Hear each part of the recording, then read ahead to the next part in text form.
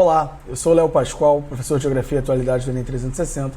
Queria dizer que é um prazer inenarrável estar aqui com você para mais uma aula, nessa semana tão especial que é a semana de Maratona Enem, Linguagens e Ciências Humanas. Léo, a gente só vai ter maratona, então, de Linguagens e Ciências Humanas, então na semana que vem eu tô ferrado aí com matemática, com ciências da natureza? Claro que não, né, gente? A gente também terá uma semana de Maratona 2 aí, voltada essencialmente para as ciências da natureza e para a matemática.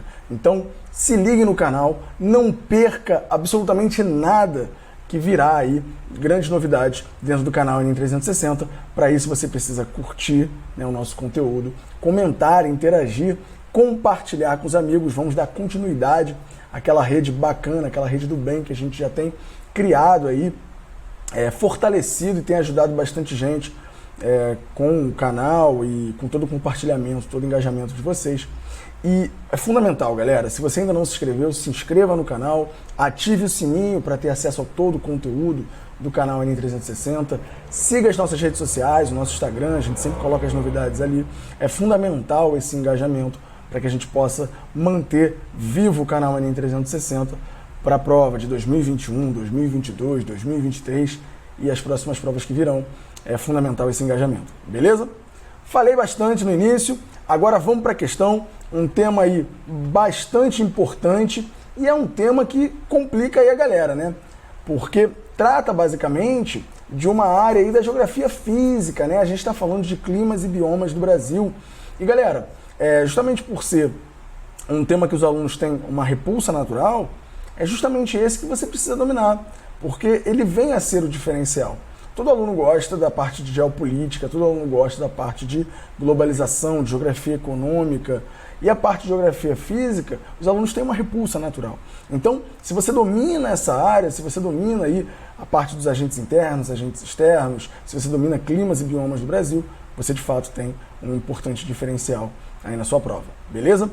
Até porque climas e biomas do Brasil apareceram em 9 das últimas 90 questões, né, nos últimos 5 anos de prova, isso corresponde a 10% das provas.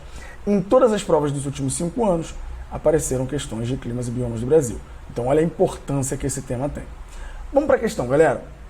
A questão fala o seguinte: a presunção de que a superfície das chapadas e chapadões representa uma velha peneplanície é corroborada pelo fato de que ela é coberta por acumulações superficiais, tais como massas de areia, camadas de cascalhos e seixos, e pela ocorrência generalizada de concreções ferruginosas que formam uma crosta laterítica, denominada canga. Léo, caramba, que confusão, muita informação, me perdi. Vamos lá, vamos para o enunciado. Qual tipo climático favorece o processo de alteração do solo descrito no texto? Caraca, Léo, agora ferrou tudo, porque o texto falou sobre tipo de solo, sobre tipo de formação, de relevo, e veio uma pergunta sobre tipo climático, né? Então eu me perdi, porque eu não sei qual é o bioma a qual o texto está falando. A questão pede tipo climático, mas eu não sei qual é o bioma.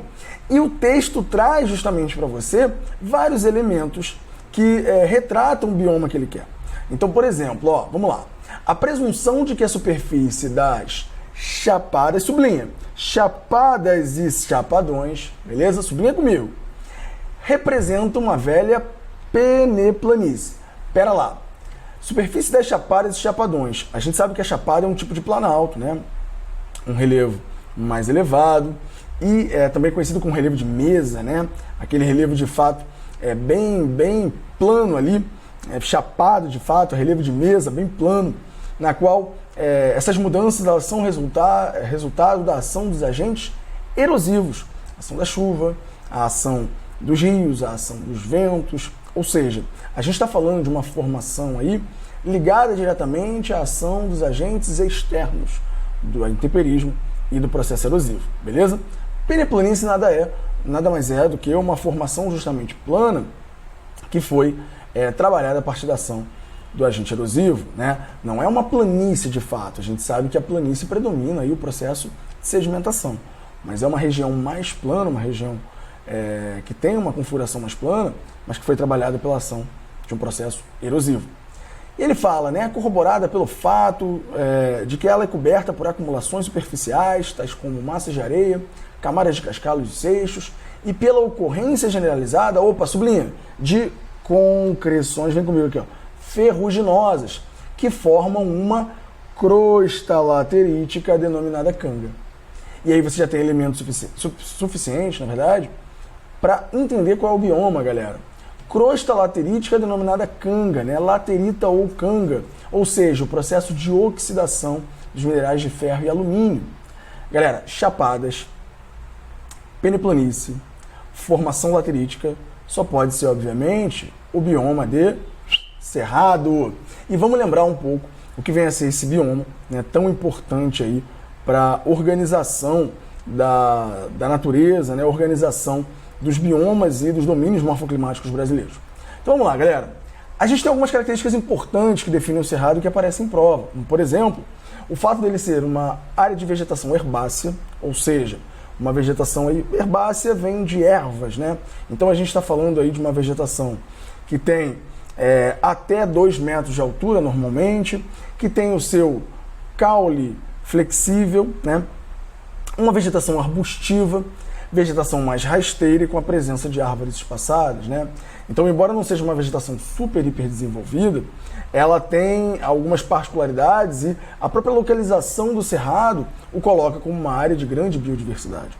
Ele está no centro do Brasil, né? Numa localização privilegiada em contato com vários outros biomas, como é o caso da Amazônia, como é o caso da região da Caatinga também, como é o caso da região da Mata Atlântica, beleza?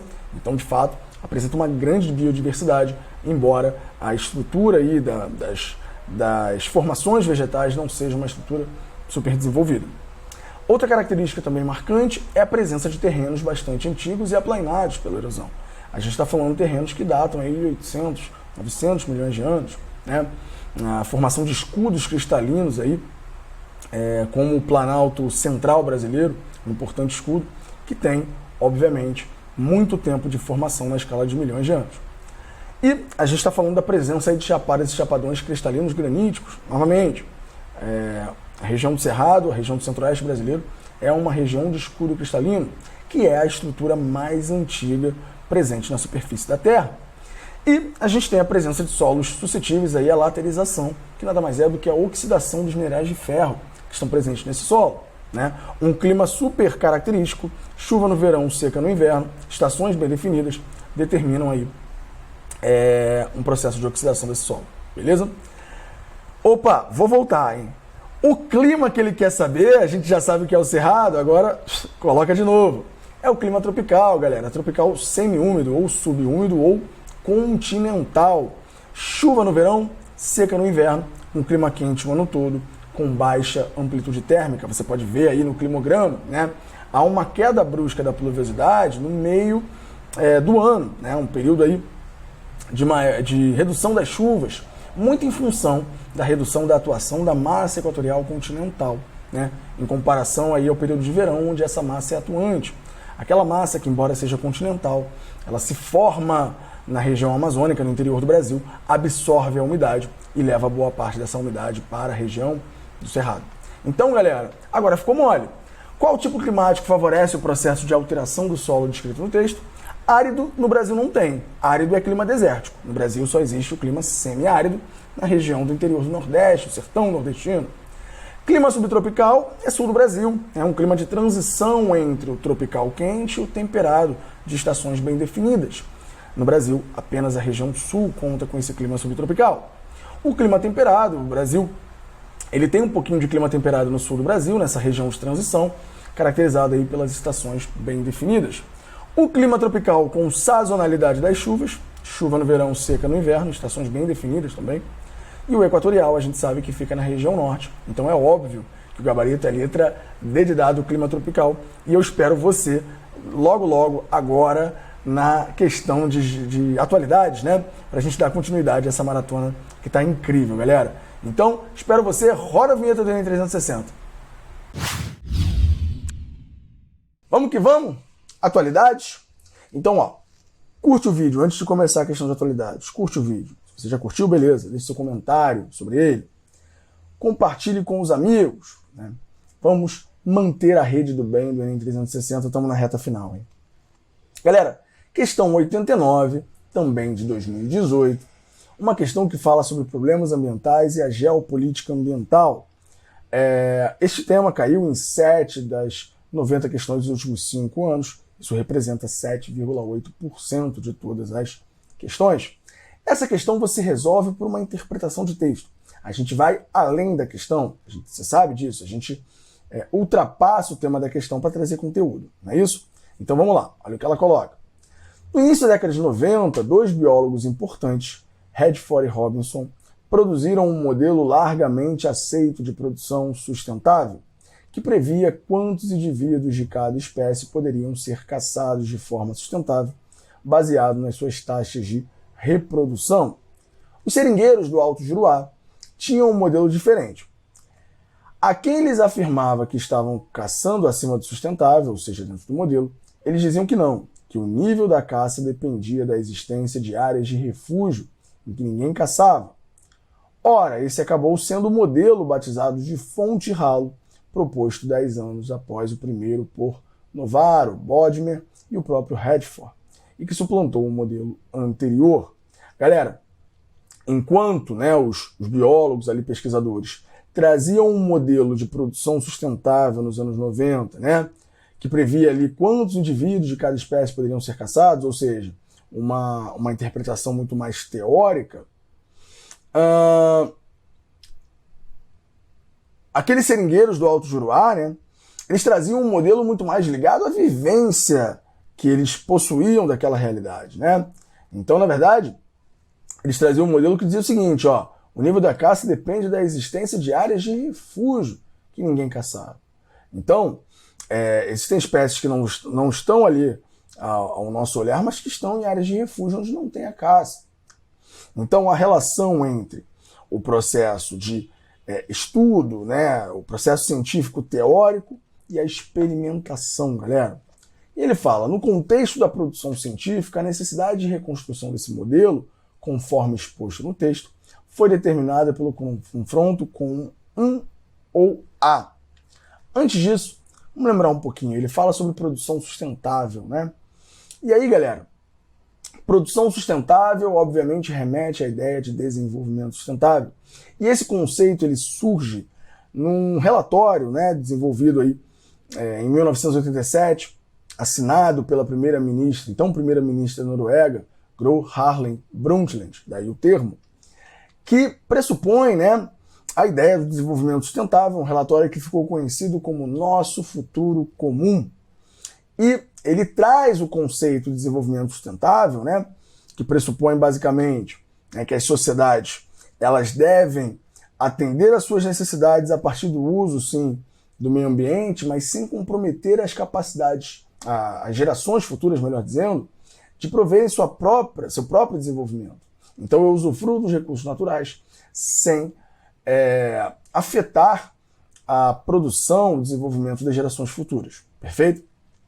Esse relatório ficou conhecido como Nosso Futuro Comum. Léo, só passou a existir desenvolvimento sustentável a partir daí? Claro que não. Os próprios seringueiros já faziam desenvolvimento sustentável, Porque precisam da floresta para a sua manutenção, para a sua sobrevivência. Perfeito? A partir do relatório, principalmente a partir dos anos 90, surge um grande embate entre os conservacionistas, aqueles que de fato seguem a lógica do desenvolvimento sustentável, que acreditam que é possível usufruir dos recursos de forma não predatória, e os preservacionistas, aqueles que defendem a lógica dos ambientes intactos, dos ambientes intocados, que só é possível manter a Amazônia a partir da preservação total, ou seja, de nenhuma alteração daquele ambiente. Léo, a gente pode dizer que nesse embate, então, os conservacionistas venceram? Mais ou menos. A nossa legislação ambiental ela possui características dos dois segmentos, das duas lógicas. Por exemplo, a gente tem unidades de conservação de usos sustentáveis, unidade de conservação que é definida pelo Sistema Nacional de Unidades de Conservação dos anos 2000, e ele divide as unidades de conservação em unidades de conservação de uso sustentável e unidades de conservação de proteção integral.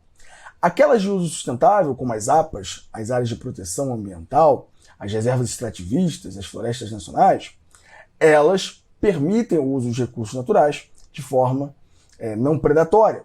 Enquanto as áreas que seguem a lógica preservacionista, né, as unidades de conservação de proteção integral, é o caso de estação ecológica, é o caso de parque nacional, áreas de preservação permanente, que não são unidades de conservação, mas são áreas de preservação ambiental, nessas áreas só é permitida a pesquisa biológica e a visitação. Então a gente está falando aí de uma lógica preservacionista. Tá aí, ó, essa dicotomia que pode aparecer inclusive para você, uma possibilidade bacana na sua redação. Indo para a questão, no contexto da produção científica, conhecimento teórico, conhecimento empírico, né, a necessidade de reconstrução desse modelo conforme exposto no texto, foi determinada pelo confronto com um ou a conclusão operacional obtida por lógica dedutiva, né, deduziu? Não. Houve ali uma experimentação daquele processo, né? A existência de áreas de refúgio onde não havia caça. Visão de mundo marcada por preconceitos morais, isso é proposto? Preconceitos morais? Hábito social condicionado pela religiosidade popular, há alguma religiosidade, ali, expressão de religiosidade? Conhecimento empírico, né? O empirismo está justamente ligado à questão da experimentação, apropriado pelo senso comum, pelos seringueiros do Alto Juruá. Ou padrão de preservação construído por experimentação dirigida? Na verdade, preservação não, né? Conservação. Obviamente, já estourei meu tempo, gabarito letra D de dado.